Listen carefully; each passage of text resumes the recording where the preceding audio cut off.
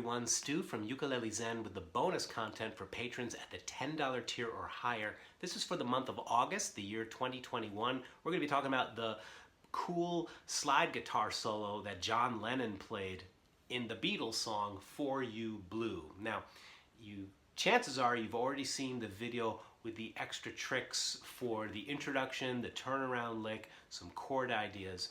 Now we're going to add some extra sauce by learning this solo.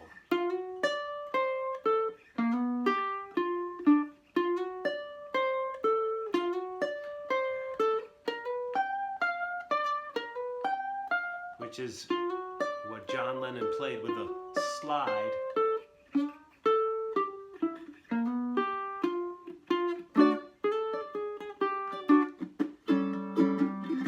And I'm adding that turnaround lick, that Chicago blues style sound. This lick is best played on a G, low G ukulele, but you don't need a low G to really pull off the solo, and I'm going to show you a couple of ways that you can work with the high G as well. Before we begin, let's get right into it, of course. I gotta say, thank you so much. Merci beaucoup. Thank you so much for being a patron of my channel, Ukulele Zen. I hope you enjoy these extra videos, and I truly appreciate your support, your presence, and just thank you for allowing me to be a guide, one of many guides, I'm sure, on your music journey. Let's get into this. This whole solo is really based around one classic sound, and you can do so much with this by changing the rhythm, changing the order of the notes. You can use this as a springboard for your own ideas. So let's get into it. The tablature is starting right here in the 5th fret with the middle finger, and you're going to slide up, and that's all you're going to do at first. Take the hand off and do it again. Now what you're doing is you're sliding into a D7 chord. Let me come close to the camera so you can see. Right? So that's really the shape that we're playing around. When we slide in, we're playing around this D7 chord, which is very common in jazz and blues soloing, really soloing in any instrument. The chords and the notes you choose are often very much interrelated. So here it just falls right under the fingers. So here we are. Isn't that a nice sound? Just that alone.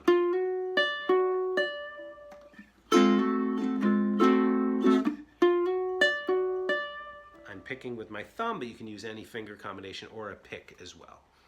So right here, now I choose to use my 3rd finger here because it's a little stronger, but if you prefer, use your pinky.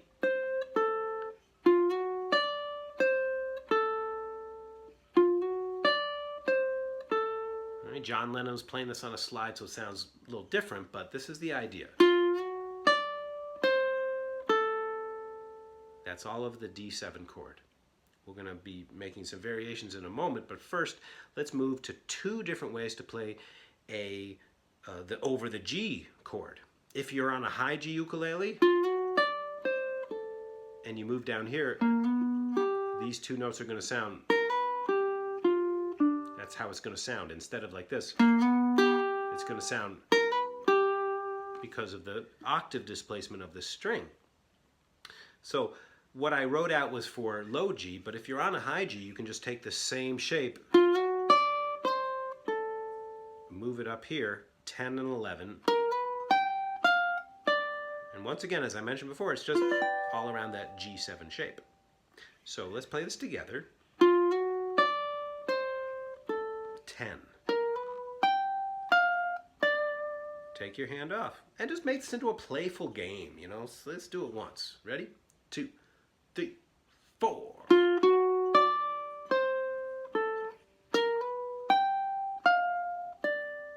Hey, brilliant. Nice. Now you could slide into the note or you could pick it twice. It's up to you. When you're really listening closely, there really is a different sound there. 2. When you slide in, it's a little slinkier. Both are nice, I think. Neither one is correct. It's up to you. Now, that's how you'd play this on a high G. You just, or a low G, but it's another way to play But what I wrote out was this lick down here. So it starts out feeling the same. 2 and 1, right? Those fingers, middle and first finger. Here's 2, second finger, ring finger, first finger. So when you think about it, it's a very similar fingering. Middle, first, ring, first. Middle, first, ring, first.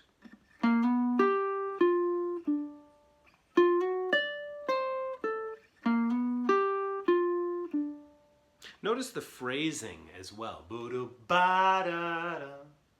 When you sing it out loud,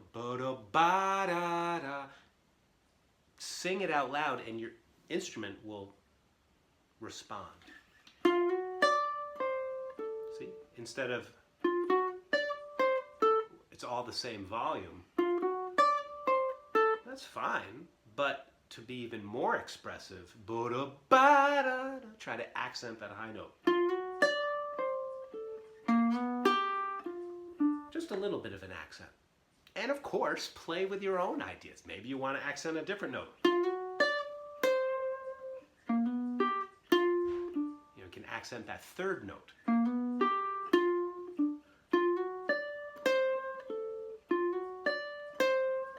But having accents is so wonderful for adding expression. It's of course what we do when we speak all the time. You know, when you're saying something to a friend, you say, "Oh my," you're not gonna believe. You know, we just said, "You're not going to believe." So I think you understand what I mean. The key is to, you know, be willing to use your voice. And this can be very, very fun to do. You sing it once and then play it.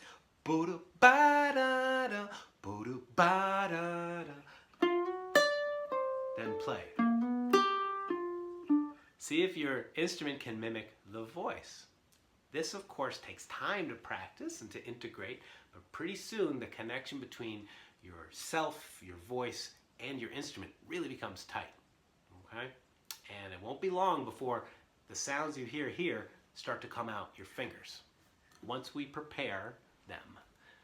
Now, the last part of this, and we're going to play through the whole thing, is taking the same shape here and moving it up 2 frets for the A7 chord. So we begin here at the 5th fret.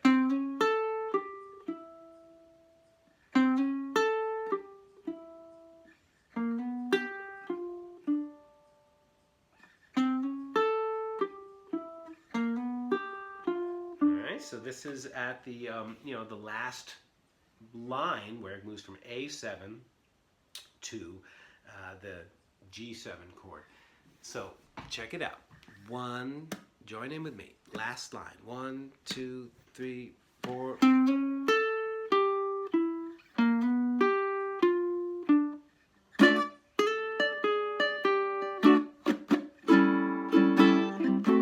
then you'd be on your way back into the tune. Let's play through this as written. It's a great tune. It's a great solo lick to build on. So after we play through this, let's do it twice and just practice a bit. We'll do it nice and slow. You can, of course, pick it up on your own. Pick up the pace on your own. But afterwards, I want to show you some simple but effective ways to create your own variations without even changing notes, and then I'm going to add a few extra notes, okay? Thank you very much for joining me. I hope you enjoy these videos and that you enjoy being a patron of my channel. I truly appreciate your membership and your support here. Just so stoked that you want to learn this solo with me. Are you ready? Let's play it through twice. 1, 2, 1, 2, 3, 4.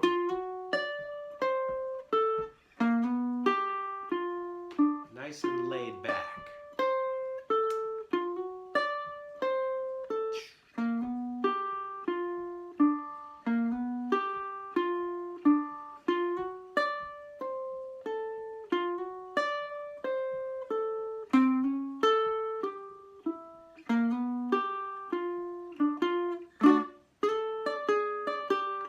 Let's do it again, up close here.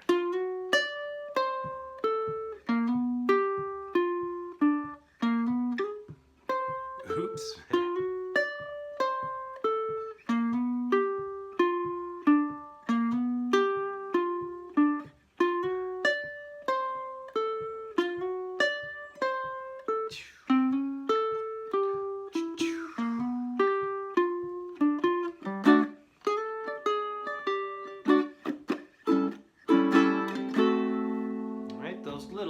choo-choos that I'm doing are my way of keeping in the groove, especially at a slow tempo. I'm imagining a Chicago blues drummer. Play it with a metronome, play it with a drum loop, and have fun getting this under your fingers. Nice and laid back. So this is a great study. It looks like it's just one page, and it could go in your library of music and maybe it'll stay there. But it would be really sweet for, if you're interested in blues playing, to begin to develop a vocabulary of things that you've memorized. This is a powerful one to memorize. Even if you never made any variations on it, this is a nice tasty solo to play over a D7 blues. If you're ever in a jam session, you're playing through a blues in D7, I'll take a chorus and you can play it. This is the kind of solo lick that also leaves a lot of space for others to improvise with you. So you could play through it once and then play through it a second time, and while you're repeating it for the second time, other soloists, especially if they're, if they have a sense of musicality, will just put little ideas into it. Somebody else might do. Just add little things and you become a collective improvisation. So what I'm trying to say is memorize this solo. It is a really, really great bit of vocabulary. Now, let me show you a couple of ways that you can change it without even changing the notes, and then we're going to add some extra notes. Check it out. You can just take this, take a few notes, and use your sense of rhythm. See, I'm keeping a consistent rhythm across the whole progression. Boo-da-ba-ba-ba, and I subtracted a couple of notes.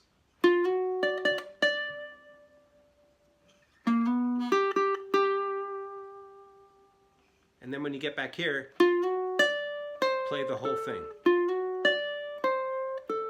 Now, just some of it. Whole thing.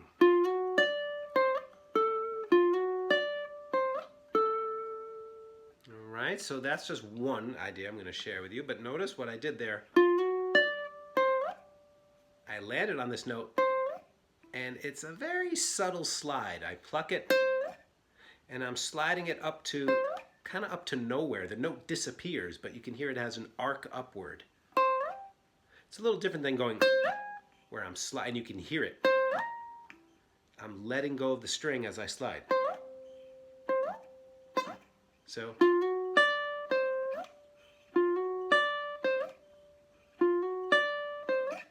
that's a tasty thing to add, and it takes some time to develop that. But anytime you play a note, you slide up and just kind of let go.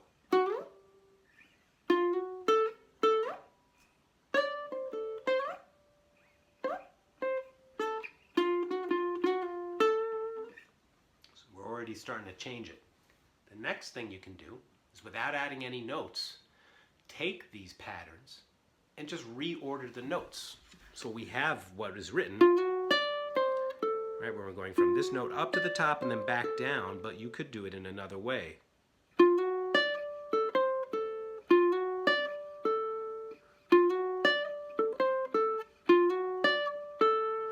could do it in all kinds of ways. Here it is on the G7 chord.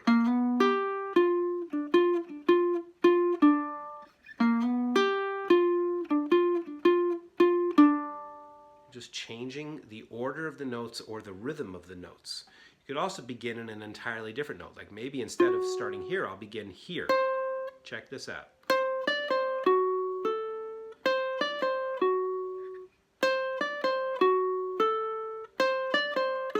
All right, so I went.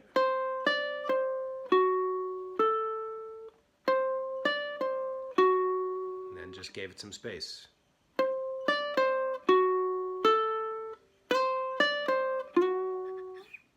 Also just play one note with a lot of gusto and then continue.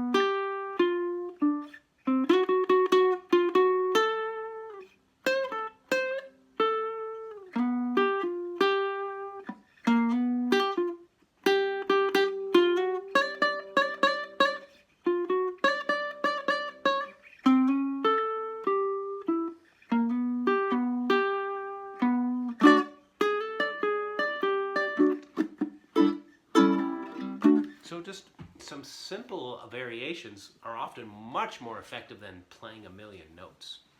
Could you hear what I was doing? I was taking the same exact notes and just playing around with them. When you do this, try not to edit too much. Just get into a flow and allow it to happen. The time you should stop is when your hand gets tense, but try not to edit it too much. You know, we don't want to be we don't want to be second guessing our ideas. Just allow it to come out.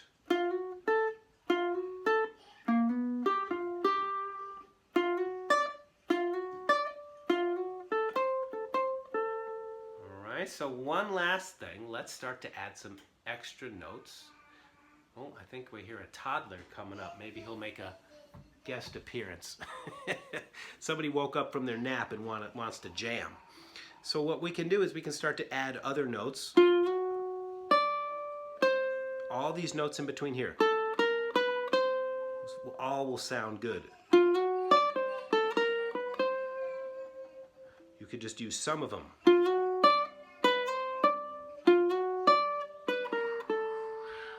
And start to play with this idea of filling in the spaces.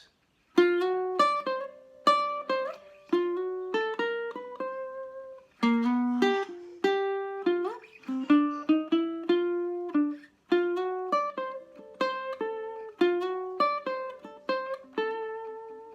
I'm also adding a little bit of vibrato there. Vibrato is pushing the string up and releasing it. A very, very loose hand.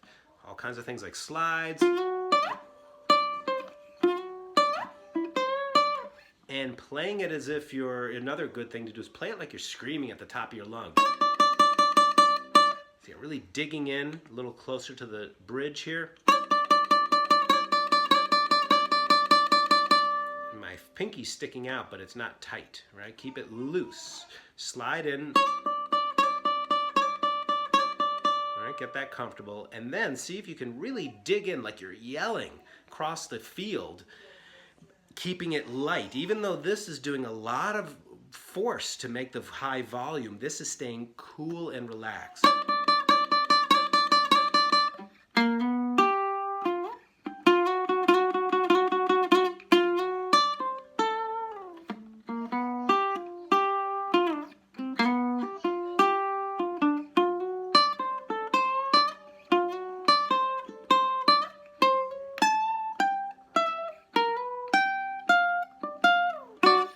What I did there was I took that G7 idea from earlier and I moved up.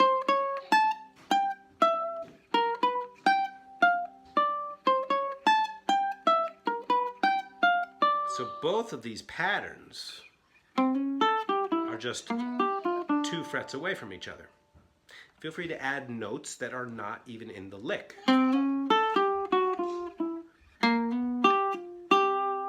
See? As long as it has rhythm, it will work.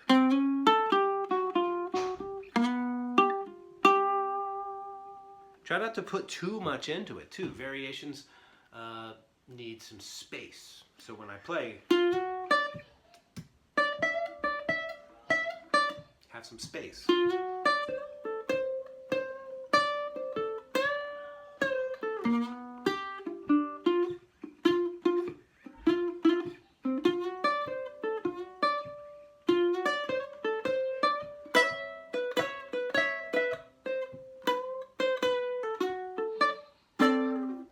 So we continue in this way, and eventually we get really secure with what has been written. You know, the kernel idea is very comfortable for you, and then you can start to really make your own variations without even adding too much to it.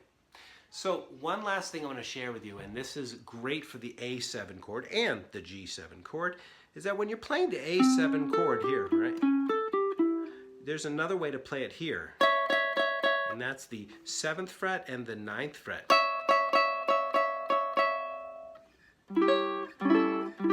Right? It's from this shape right here, but we're just playing the top 2 strings, and we slide down 2 frets to the G7 chord. All right, so right? There's always this sliding motion when we move from the A to the G chord, from the 5 chord to the 4 chord. So when you get to this part of the solo,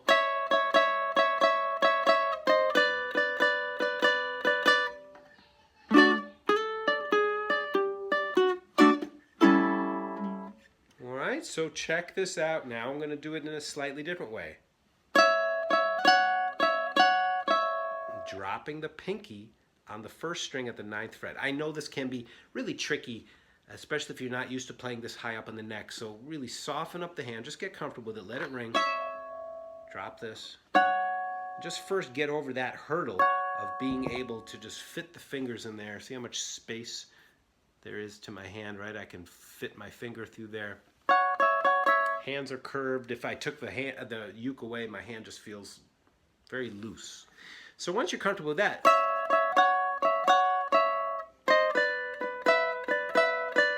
you get that boogie note idea.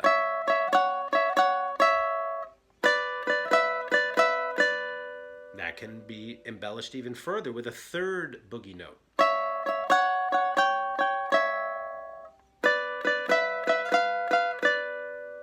Something I like to do often is to play 2 notes on the A chord and then 3 notes on the G chord. Because then you get this very tense chord tone, and that resolves so tastily to the D7 chord. I know I'm sharing a ton of stuff in this video, so please watch it a few times. Let's go through it all the way from the beginning. Let's play through the solo 2 or 3 times. Have fun. Feel free to strum the chords along with me. This video is yours to access and enjoy as much as you want. Thanks for being here. Thanks for learning with me, and I appreciate your membership here on Patreon so very much. Leave a comment down below if you got any questions about anything. Let your own sensibilities be your guide. And remember, there are no wrong notes. There are no wrong notes. Just play them with rhythm. Play them like you mean them. It will work out. Are you ready? 1, 2, 1, 2, 3, 4. Just playing what's written first.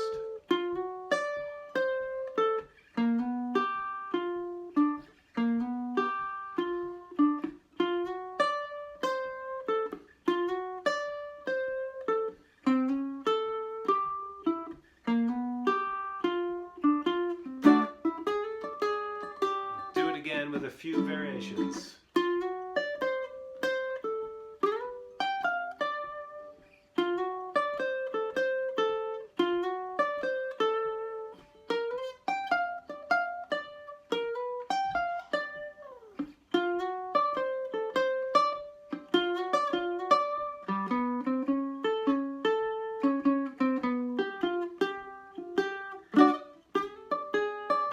One more time now.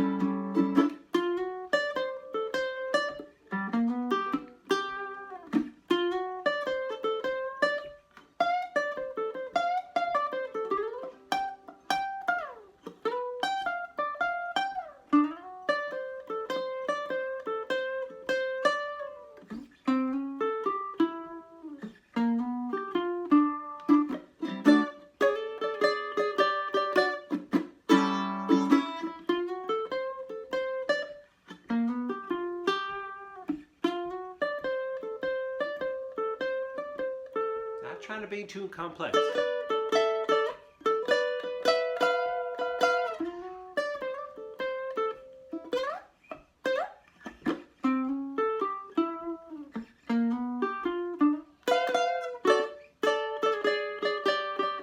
And when you're ready to end, start with your D7 chord, up a fret, E flat to D7. That's a nice way to end.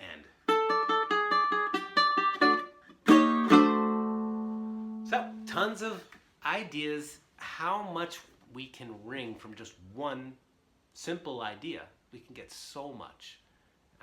Holding back a little bit because I don't want to just be here just flashing my fingers. I want to show you that often music, the best music when soloing, is very simple ideas that are played rhythmically synced, okay, really tight.